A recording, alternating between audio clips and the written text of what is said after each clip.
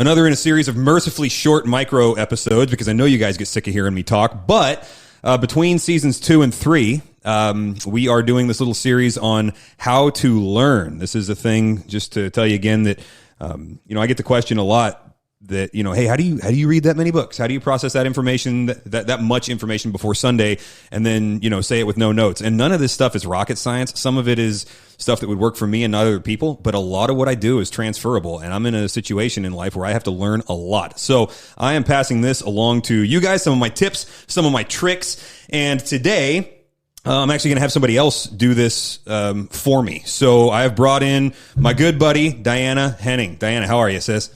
I am good. How are you? I'm doing great, feeling good. Actually, that's not true. This is the worst possible week for us to be doing this episode, and I'll tell you why here shortly. So today we're going to be talking about the physical side of learning, because our learning mostly happens in our brains, right? But your brain is part of your physical existence, and if you're not taking care of the machine, if you're not sharpening the tools once in a while, they just don't work all that well. So what we're doing here is we're going to talk about how to maximize the learning process through the physical. How can we make this thing better so that our brains work better, they work longer, and we can benefit more people longer and do more discipleship, things like that. I'm going to start us out in 1 Timothy 4, verse 8. It says, "For bodily training is only of little profit, but godliness is profitable for all things, since it holds promise for the present life and also for the life to come."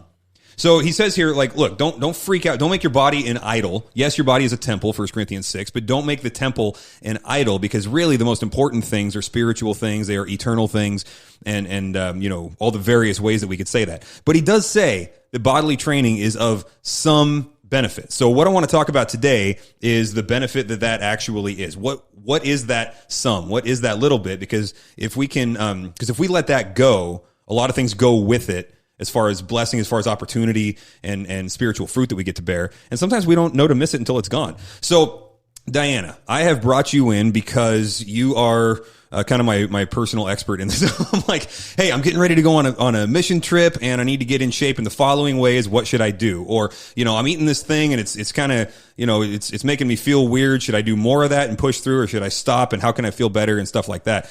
You've helped me a lot, and other people in the church as well, just getting things kind of tuned up physically so that the physical doesn't get in the way of other areas of our lives. And I love the way that you approach this whole thing, because this is a big passion for you. You've gained a lot of, education, and, you wouldn't say this about yourself, but I'll say it for you. You got a lot of skill in this area of just taking care of the body, but it's also not an idol for you, right? You seem to, in my opinion, have this stuff kind of well balanced in life. So I want to kind of pick your brain about being a disciple, not just soul, but also body and soul, right? Like, these things are gifts from God, and we gotta know how to use them well. So in just like big picture, what would you say is the main benefit of keeping your body in good working order when it comes to actually, let me rephrase that. What would you say is the main mental benefit or cognitive benefit or whatever? How does this affect your brain in a way that's going to help learning? First, I want to say thank you for having me here. This is a big service to us. I don't feel qualified. I'm very humbled that you would even ask this of me. And I do want to kind of start this off saying I did not always have that good balance. I really appreciate hearing you say that. It wasn't always like that. So even when I started my passion with this and fitness and health, I was a follower of Christ, but I wouldn't say that I lived my life for him. So I wasn't exercising at that time thinking my body is a temple of the Holy Spirit. Let me take care of it. It made me feel good. It made me, I felt better about myself and, the endorphins. And I actually was to a point where unless I exercised, I didn't feel good. So, well, you told me about a time where you couldn't for a while, right? They basically said, hey, you got to stay in bed for X amount of time. And you said that was one of the worst times of your life. Yes, I was. This is one of my pregnancies. I was put on bed rest for a while, and I thought my life was over. I cried. I didn't know what to do. It was my outlet for a lot of things and socially. So I appreciate you saying I have a balance now, because I have worked really hard on that. Yeah. And it's worth it when you attain it, right? Yes. A lot of benefits. Very much. Now, you said the social side of it. Do you like working out with people? Totally. I hate it. That's my jam. I hate it. I've been a group fitness instructor for years, and those are my people. I don't care if you're 5 or 105. I love it. My kids are always like, Dad, can I go on a run with you? I'm like, no, No, yeah. My little kids, I say no because they don't know how to run in a straight line and I trip over them, right? But the older ones, even then, I'm like, no way. So yeah, well, different strokes for different folks, Jake right? is much like you, but he will take my class sometimes. Oh man. Okay. I'm going to tell that story at some point. I don't know if it'll be on this episode or another one, but yeah, I took Diana's class. I almost died. No, that was fun. That was years ago. No. Okay. So here's the story. That was not fun. So I had this thing going on and it was like leading to a problem with my leg and whatever. And it was threatening to affect the mission. Like I couldn't move like I was supposed to.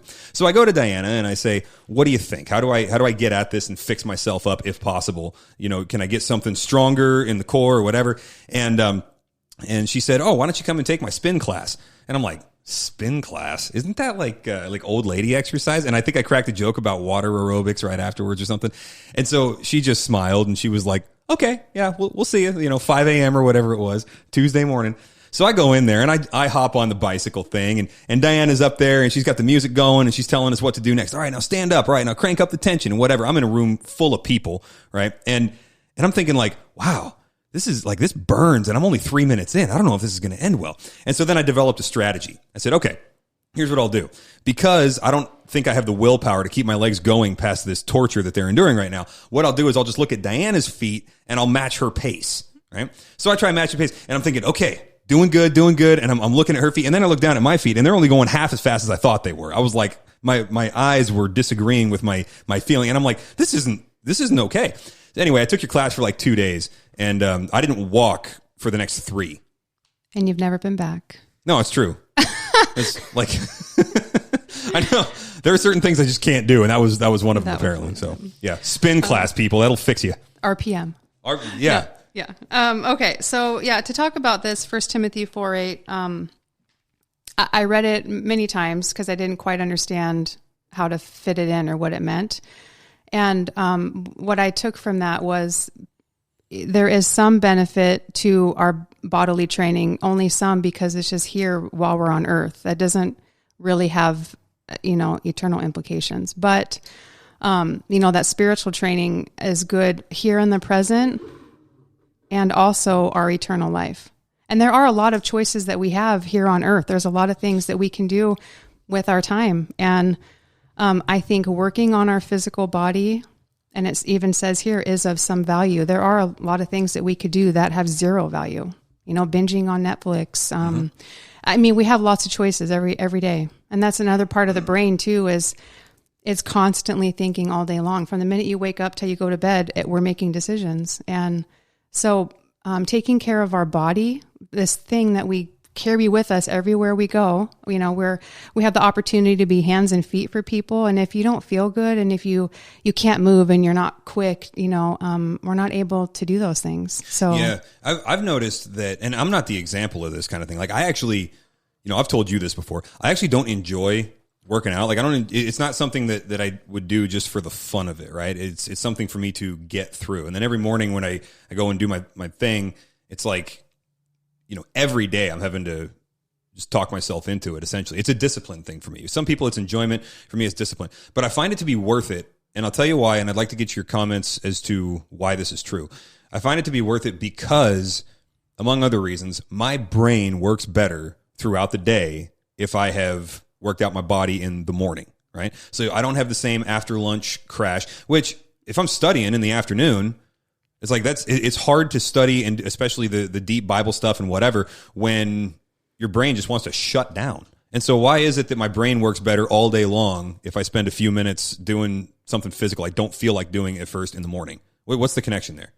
Yeah, so there's this amazing, and they're learning new things all the time. So it used to be thought that your brain is just, you have this neurogenesis as you're a baby and into your youth, but once you become an adult, it can't grow anymore.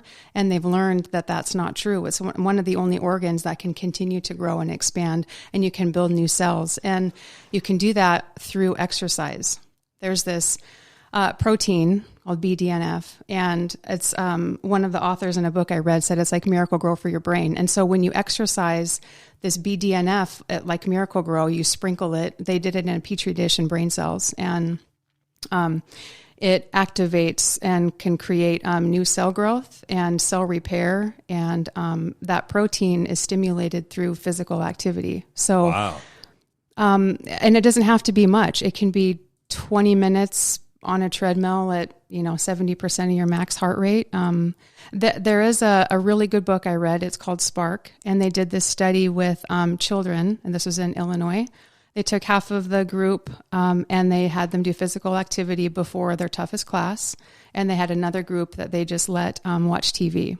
And it was shown that the group that did physical activity before their hardest class had a greater overall with their test scores. And it's really, we can't really measure, and I say we, who am I, but they can't measure your brain very well. It's very hard to be objective. With your heart, you can measure how much blood it's being pumped. With your muscles, you can measure the growth when you exercise. But like to get into your brain and see what's going on, that's really hard for them to do. And these neuroscientists now are able to do that and see the effect that exercise has on your brain. What about staving off the degenerative diseases? I mean, Parkinson's, Alzheimer's, things like that. Mm-hmm. I heard something like, and I'm probably going to butcher this, but I heard something like 30 minutes of like specifically cardiovascular exercise per day, and they said like 4 times a week or whatever. It was a relatively modest amount.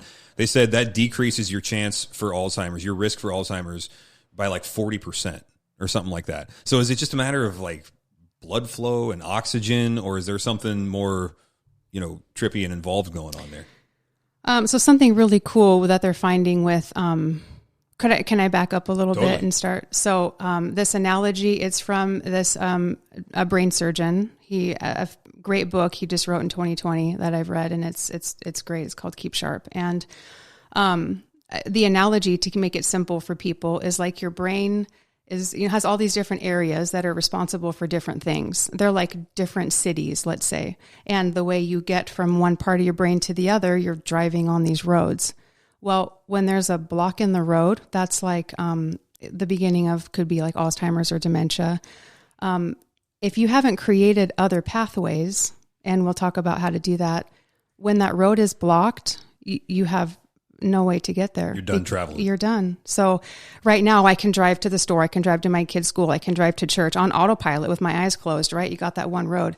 But if that road is blocked, what do you do?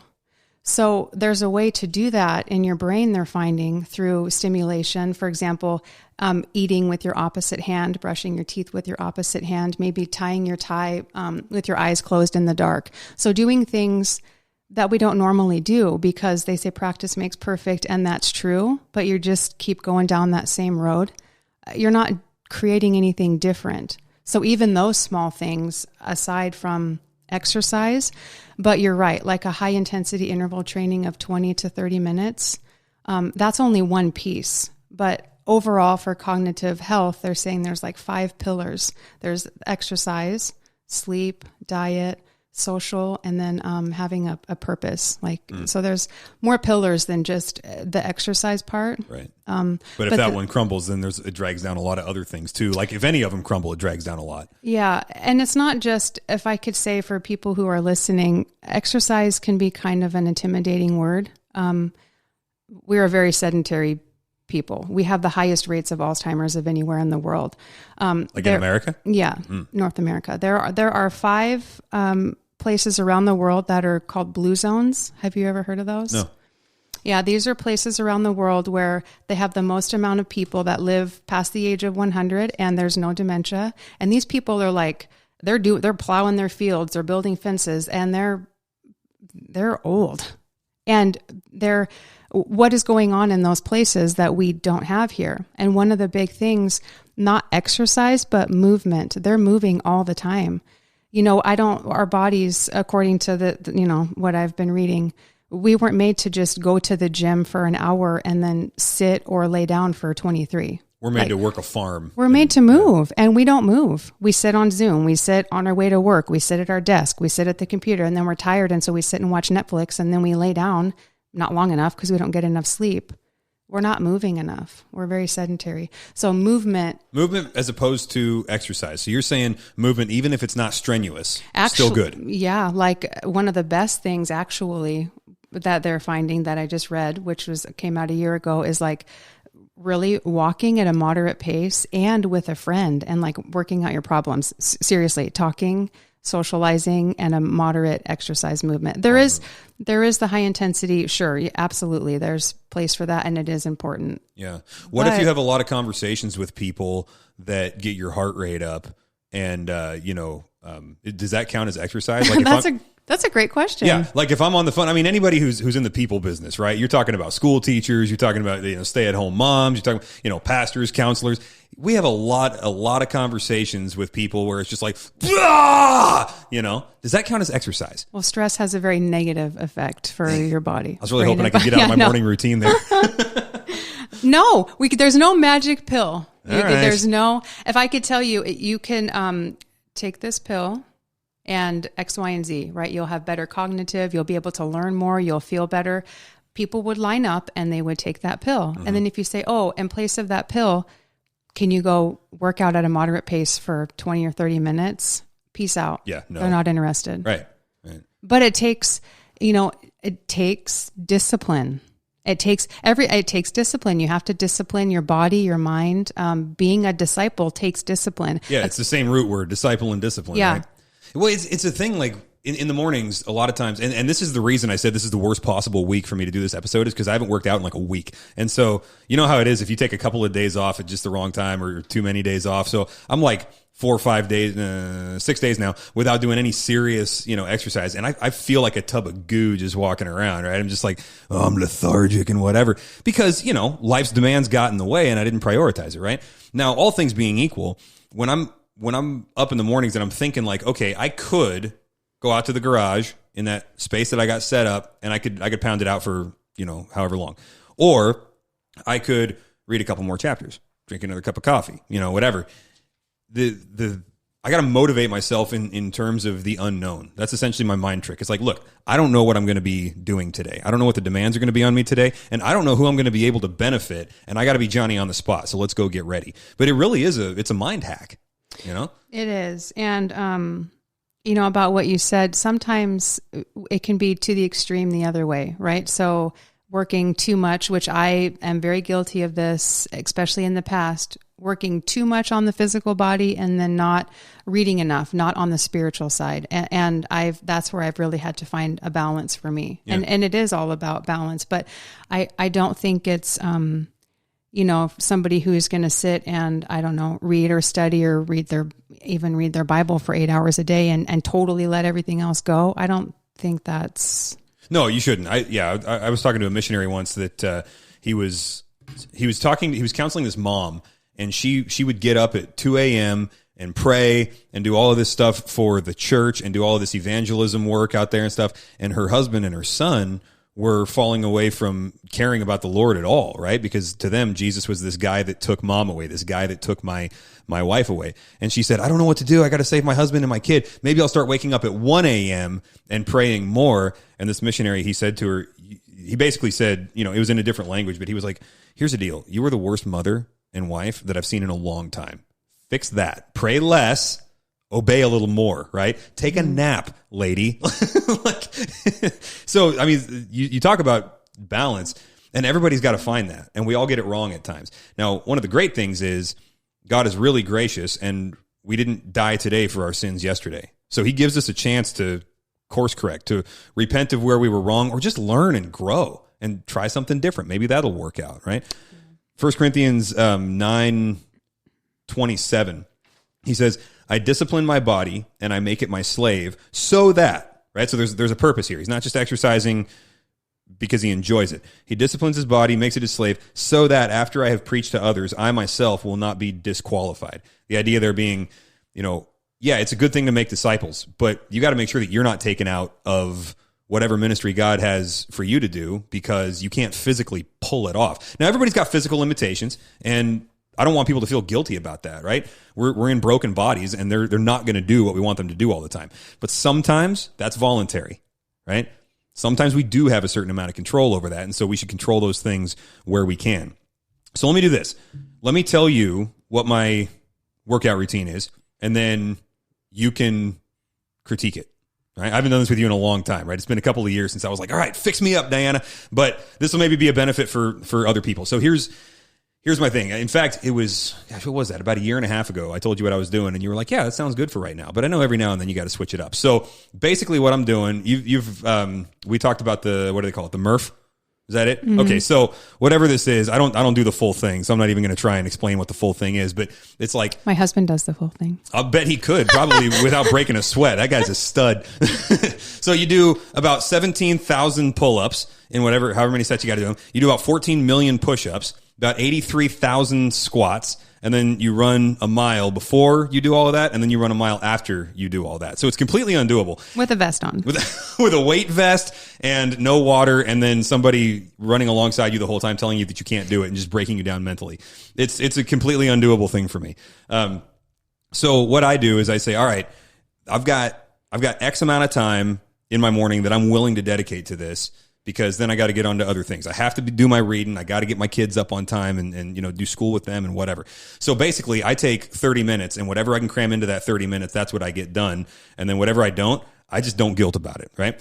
Then every now and then, depending on what I'm going to be doing, maybe on the mission field or something, I'll do something different. So like right now I'm going from that, quasi Murph fail, routine to I'm going to start running flat top, because my next mission trip, I'm going to be traipsing through the Amazon, and I'm going to need really strong legs, and I don't know exactly what I'm going to be, dealing with there. So I need to be ready to move and all of that. So I'm going to throw on a backpack. I'm going to run up to flat top, go up flat top, and then, probably slide down, because I'm not going to want to run anymore. And then I'm going to run home. So that's going to be all leg stuff for the next couple of months, basically. And cardio stuff. Not going to really deal with whatever. I mean, some people are like, I've got arms day and I've got core day and what. I'm not doing that for the next couple of months, right? So general thoughts, how could I up my game in terms of taking care of the body in short, efficient ways, so that what I got to do mission-wise, whether learning or hiking or whatever, is doable? Well, it sounds like for the next couple months, you've got your program set. Yes? You're Unless you tell me to change it. No, I think that sounds tough, actually. It will be. And I hate flat top because I always get sand in my shoes. It's sand. You're going to do one step up and then two back, and then one up and two back. It is. Yeah. It's sand, and that's really hard. And It's steep. It's short, but it's steep. Yeah. No, you're doing that for a couple months. And I love that you have a half hour. When you say normally, I know you're doing this flat top thing and you're going to do what you can do in that time. I don't know if you have any kind of wearable technology, but your increased heart rate, right? So at least 70% of your max heart rate. And for those who don't, you don't have to have any wearable technology, but 220 minus your age, right? And then you do 70% of your max heart rate. Wait, so run that by me again. 220. So 220 minus your age. Is that your max heart rate? That's your max heart rate. So then 220 beats per minute minus, in my case, 35. So 220 minus your age. Okay. That's your max heart rate. Okay. So working at least 70% of that. If you have any sort of, and you don't have to have wearable technology. If it's something that is, strenuous for you to do, and you're going to do that for 20 or 30, but you think you could maintain that for an hour, so like you're not like killing yourself, but it's not a walk in the park either. Mm-hmm. So you just kind of have to feel that out for you. Yeah. It's going to be... That makes sense. And that was something that your husband told me, actually, because I was like, yeah, I'm running a mile a day and it's not that challenging for me anymore because I feel, pretty well acclimated to that. And that wasn't a high bar for me to meet. When I started, that was a high bar for me to meet, right? But then I got used to it. Okay. And I was like, I don't want to spend the time to start doing 2 miles a day, right? Like, time is more important to me than that extra mile. So I'm like, all right, how do I squeeze more out of that? And he said, run faster. And I was like, oh, that's so simple. He said, yeah, do some bursts, right? You slow down and then you burst and sprint for a minute. And he said, you'll be gassed and you'll get more out of it. And I was like, cool. So getting more out of the same amount of time. Mm-hmm. Yeah. And your body, is like, oh, what's this? And it will respond different. It gets used to things. And so when we change it up like that, and it doesn't have to be running. You can do a lot of upper body. You got those TRX bands. I think you still have them. Yeah. No, I got knockoff ones. Perfect. Yeah, because I borrowed yours, and then I was like, these things are like a lot of money. So I just went and got knockoff TRX bands. Good. They do the same. Nice. And just so you know, we have a full squat rack and everything in our shop. So you are welcome to come over and do your thing. Dude. Squats. Whatever. Here's the thing. I hate squats. They're good for you. Yeah. And the more I do them, the better I feel throughout the day. What is the deal with that? Jake can give you that. It's all about the hormones and the testosterone, especially for men and squats. He literally could talk for an hour about that. About squats? Yes. That's his thing, huh? Him and Josh could they could talk to you about that. Cool. All right. So, sorry, you were going to. No, I was going to say something real quick. I know this is a mini session, but I'm thinking about when you said you hate exercise, which I would think most of the people listening probably do. Not a thing for me. I love exercise. That's my jam. Other things I have to work on. But if we're not able to do the small thing, like disciplining this body that we have only one of and we take with us all the time, it's going to be really hard to be disciplined in other areas. So, if I want to become closer to Christ and grow closer to him, and I want to represent him well, and I want to know him more, I can't just want that to happen. And for me, it's a lot of work because I didn't go to seminary. So I have to be plugged into a small group. I have to have some kind of women's Bible study. I need to text my pastors, hey, I don't know what this means. It's a lot of work. And so I was looking up some different scriptures on discipline to see which ones I thought I might like. And here's a couple. So Proverbs 12:1, whoever loves discipline loves knowledge, but he who hates reproof is stupid. Oh, yeah. That's I loved it. It was pretty simple. That is not unclear. Yeah, no.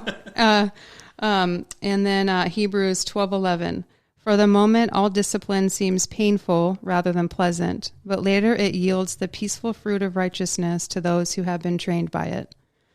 So even something simple, I'm sure you've heard that before, make your bed every morning. One small thing. My grandpa used to tell me that. Yeah. Actually, I won't talk about my kids now, but yes, they have the book and it's really important. But if you say something embarrassing, it'll be too late by the time they find out. So go ahead. Well, my oldest just graduated high school and his grandparents gave him that book, Make Your Bed. And I think he's now just started reading it today because it is important. And we're like, dude, make your bed. It's important. And we're trying to explain to him why, but just that small act, and having that discipline. But, those are just I heard, a couple. I think it was Roger Clemens. It was a major league pitcher. And he had this weird kind of routine that he would do before every pitch. He'd get on the mound and he would do this thing where he would whip his head to the side real quick. And, he would like breathe. And then it would snap and his head goes to the side, right? And they were like, what's up with the head thing? And he said, at this level, anything you can do to be consistent helps your game, right? And then that applies to a lot of areas of life. If you're trying to live life at an effective level, if you're trying to be an impact maker around you, you got to have some discipline. You got to be able to do things because you've decided to do them, not because your actions were dictated to you. You can't live like that. Yeah, you can't just blow around wherever the wind takes you. Yeah, you'll wind up in the same places. Galatians 5 says that, right? The works of the flesh are evident, and they are boom, boom, boom. And it's some horribly destructive patterns. And he says, if you live by the flesh, in other words, if you do what you feel like doing all the time, rather than letting Christ lead you, that's what you're going to get. It's a predictable pattern. So. Yeah. All right, I'm going to say something, and I want you to tell me if I'm right or not. I don't want to be that guy that's like, hey, I found something that's helpful for me, and so now I'm the expert on this, and I'm going to tell everybody what you should do because it works for me. But I notice that when I drink enough water, my whole world is different, right? So I would suspect that a lot of the health problems that we experience have somewhere in their causal cluster of factors that people just aren't drinking enough water. Is this like really actually a problem in our world? Or was that just me drinking too much coffee and forgetting to drink water in the afternoons? No, it is. And I think a lot of people don't know, and I don't know the exact percent. Maybe, 75% of your brain is made out of water. So if you're even slightly dehydrated, your cognitive ability is declining rapidly.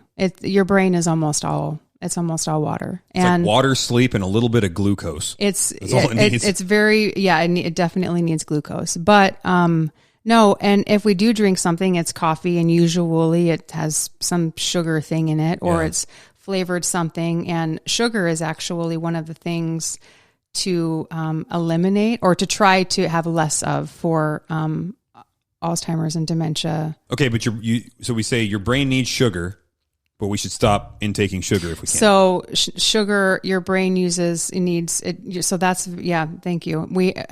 That's a good point. Now we're consuming, I don't know, 130 pounds of sugar a year because it's in everything. Per person. So it's some crazy, I don't know. It's in it's in ketchup. It's in bread. It's in everything. I'm physically sick right now, Diana.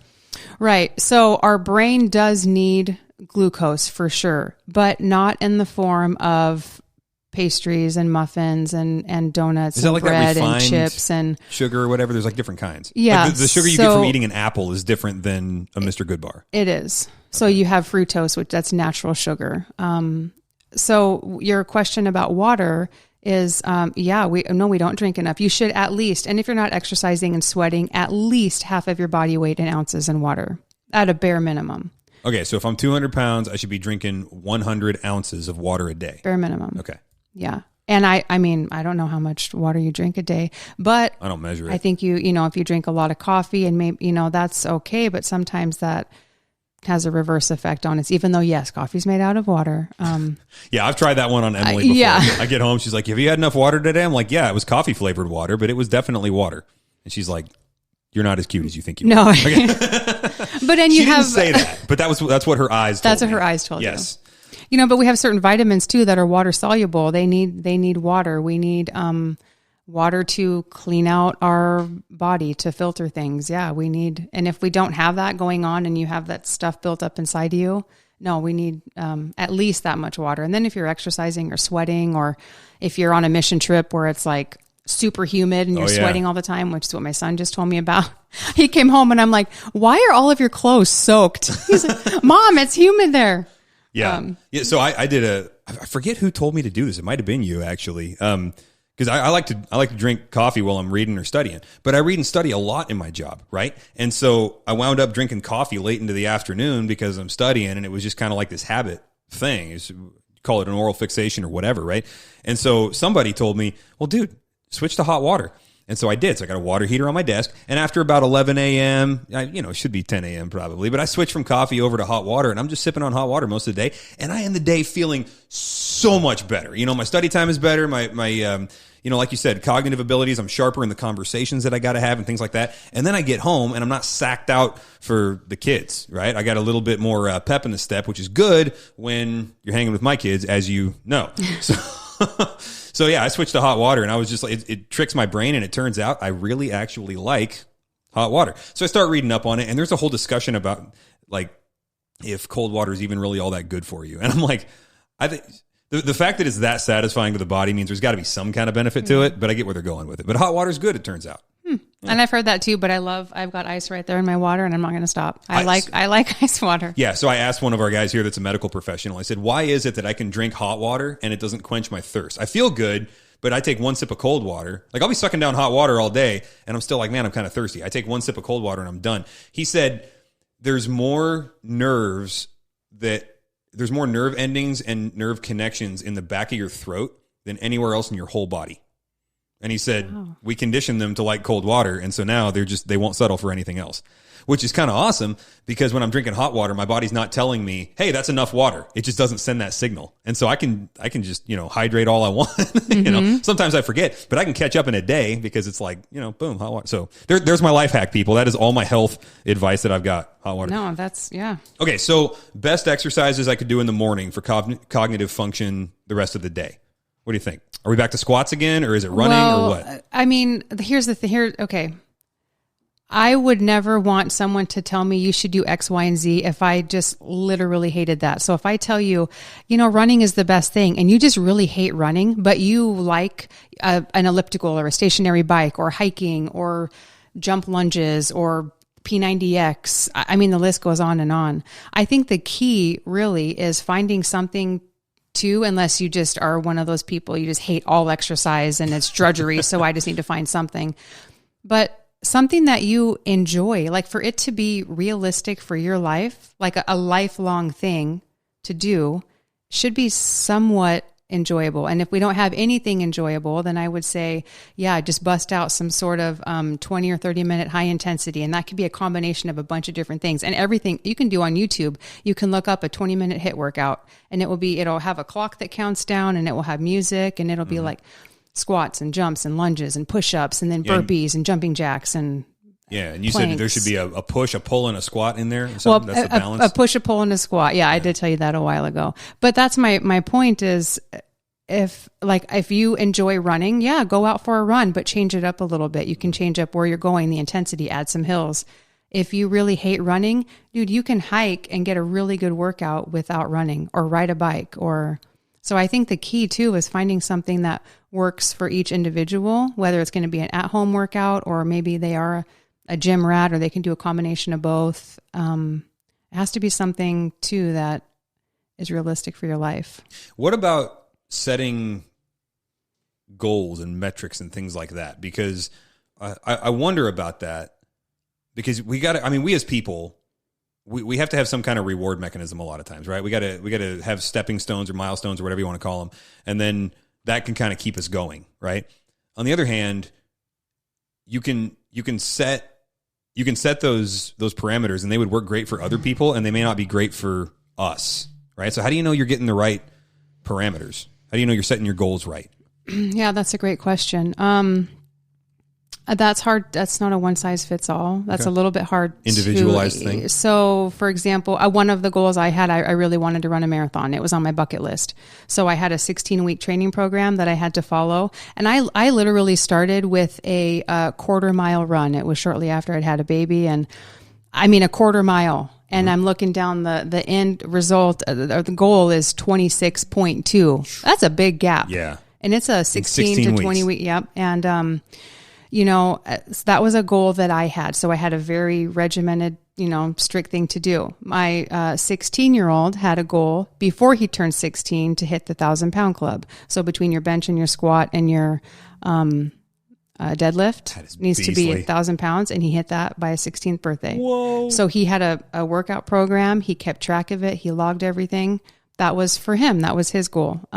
Jake wanted to do a Murph. And so he had a 4-week workout plan that he did, that he printed out, X amount of squats and push-ups in a certain time. And then at the end of the 4 weeks, he did a Murph. And so I think goals are great. Sometimes with wearable technology too, you can have a cool goal. So we have this wearable technology platform we use at the gym, and you can earn a certain amount of points for your workouts. That could be one thing. So, Mike Eddy here, we all love him. He even when he went on his mission trip, he's like, I got to get my points in. I got my running shoes with me in Honduras, because he wanted to get his points. Dude, I took him to Ivory Coast. Actually, your son was on that trip. Took him to Ivory Coast with somebody else, and she was a runner also. And they were like, hey, so can we run? And the guys that had been there before were like, no. White dudes, especially a white woman running down the road in a place where, that's like valuable kidnapping, you're a target. No, you cannot run. And it was like a punishment for them. Like, I can't run on the mission field. Why, Christ, must I suffer for your name's sake? So it was a little bit comical at the time for me to watch, if I'm being honest. But, yeah. No. So whatever. And if you really just don't have any, you're just like, I just want to, I just want to feel better or do this. You could do something very simple, like, doing your short sprints and timing yourself. How many times can you do it in this amount of time? And then you'll have some sort of marker, some objective measurement for improvement. So you can be like, yes, I am getting better, or, that kind of thing. Yeah. I'd settle for just breaking inertia on the pull-up side of things. Everybody's like, oh yeah, now the pull-ups, it's hard at first, but you'd be surprised how quickly it gets easy. It's a lie. They don't get easy. Okay, that is, hey, humble pie right here. That is like, I cannot do pull-ups. We have a pull-up bar in our bathroom door, because I have 3 teenage boys and Jake. And so there's always someone doing pull-ups. And they're like, Mom, it's real easy. Just try. So that was actually, and you mentioned goals. That was a goal of mine. This was probably a couple years ago. I was like, I am going to train so I can do a pull-up. And I ended up pulling a muscle in my neck, because I was trying to, that's something for me that. All right, now be honest. It's not going to happen. When that happened, were you bummed, or were you relieved that you didn't have to do it anymore? I was super bummed because a little bit prideful, like, oh, I have this goal and I can do it. Like I'm very goal oriented. You have so much more character than I do. Do you remember years ago you tried to, yeah, you do, don't you? Okay, so you tried to get me to do a half marathon and somehow you got me to agree to this. I don't know how you did it. Now, I don't think it would ever happen again. But I was like, okay, I'll do a half marathon. You put me on a 13-week training program to do a half marathon. And at the time, like right now, I would say I don't enjoy running. At the time, I hated it. And I was like, okay, Diana, I'll do a half marathon. So I started training. I got up to, I think the longest I ran was like 8 or 9 miles one day. And then I got swine flu. And I was like, praise God, because then I got the flu and I didn't have time to recover, start the training over again before the event was. And so I got to check out and I was like, I pulled the ripcord on that parachute so fast. I was like, gosh, Diana, I'm really sorry. I'm not going to be able to pull this off. You're like, don't lie to me. I know you. That's hilarious. Yeah. Swine flu. I recovered, by the way. So we're good. Is there anything else that we need to know that we should not end this episode without knowing about taking care of the temple that God has given us, especially in light of, having our brains maximally tuned for whatever learning we got to do? That was the longest possible way to state that question. I hope that I talked about the movement piece well enough. It's important to move. Even if you're in your office and you're doing your work, like set your timer and like get up and like walk around a little bit, do something. You probably shouldn't be sitting for hours. So that's a primary thing, is move around. Movement. Yeah. And it's not so much this brain surgeon whose book I read, he didn't say, that movement is the cure, more like not moving is the disease. Got it. So, thinking about things now for our brain, even though we can't see it, like I said, when we exercise and work out, we have that something tangible, it's objective. We can see you can't see that in your brain. But what they are finding is there are people that have tangles in their brains. There are people that have those blocks where it would look like they have Alzheimer's or dementia, and they don't. Their cognitive ability is completely intact. And so what that's telling these neurosurgeons is you can have those in your brain and still function. So what we have to do starting now at our age early is doing these things to prevent that. We're a very retroactive. We like to kind of live our life to the fullest until, oh snap, we're in ER. Oh, now let's try to take care of it. Okay. We need to be proactive. We need to try to prevent things. And I know it's hard to think about because you can't see it. It's like tucked away inside your skull. But there are things going on that they're learning that we can do now. So movement is a really big one. I heard the same thing, actually, and I'll have to do another episode on this, but about learning languages, because I'm a language nerd, so I'm always sitting there just messing with flashcards and whatever. And the science behind that is you're recreating the pathways that you were traveling a lot when you were a child, when you were at your maximum, your peak cognitive ability. And they said kind of kickstarting that again and creating those other pathways around normal is some of the healthiest stuff you can do just cognitively. So learning a language has physical benefits down the road. Yeah. And kind of it fires those. So the first time you hear a new word in a foreign language, right, it kind of fires these, I think the term is like these synapses and then the space in between where then I don't know how it works. And then sorry, I just moved way too far from the mic. Gentlemen, it's kind of like spark plugs. All right, go ahead. Okay, nice. Yeah, like how those work. But then if you don't hear that word again or practice it again, you kind of lose it. But the more you use it, you have that, and it continues to kind of be engraved more in that spark. And that BDNF I was talking about, that protein that is kind of like Miracle-Gro is stimulated from exercise. So it's like you're trying to learn all these things and you have this opportunity to maximize that by sprinkling this Miracle-Gro on your brain through movement. So why would we not take this free opportunity for growth, for learning, for prevention of cognitive decline simply through moving? And then you doing something different or fearful or a little scary or out of your comfort zone, or using your opposite hand. So actually last night at dinner, Jake and I were eating and I'm like, oh babe, left hand. So I know my family's like sick of me. So he's like, oh yeah. So then like we eat with our left hand because it's hard. I heard that Americans are the only people, and I keep forgetting to test this when I go to other countries. Americans are the only people that switch the knife and the fork when they're done cutting.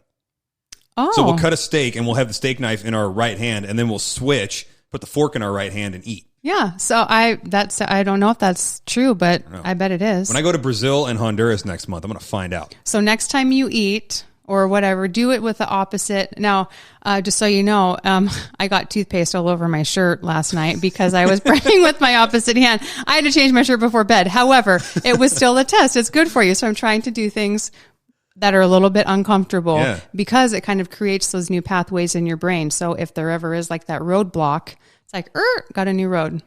So doing something different. Move around. Can you shout out the titles of those books one more time? You've mentioned two of them. Spark and Keep Sharp. Keep Sharp by Sanjay Gupta. Oh, okay. Keep Sharp and Spark. Yeah, they're great. The fact that you just forgot the title of that book means thank you. Brush your teeth with your left hand more often. All right. Well, but I'm not done. There's a couple more. Oh yeah, no, fire away. It's a mini series. I'm sorry. Hey, this isn't radio. We can do whatever we want. So it's really important. Movement, right? Doing something different, maybe with your left hand. Food is a big one. Nutrition. So what's good for your heart is good for your brain. They're finding berries are one of the most helpful things you can eat. Nice. Love berries. Berries, really good for you. Like omegas too, if you can get those in. But berries, even coffee, right? They're saying that has some benefit. Praise God. Yeah. And, greens, I know not everybody wants that, but that's really important. They're finding those things. So kind of like the Mediterranean type of diet, olive oil, healthy, eating healthy. Go eat a Greek salad. Yep. And being social, expanding your social circle. So the more social circles you have, they're saying that's kind of in relationship with a healthy brain. So expanding your circle. So that makes perfect sense because depending on the group of people that's around, you serve a different function in that group, right? And so if you're switching between those a lot, I mean, it stands to reason that'd be a big cognitive workout. Mm-hmm. So expanding those circles, having more of those, and then having a purpose in your life.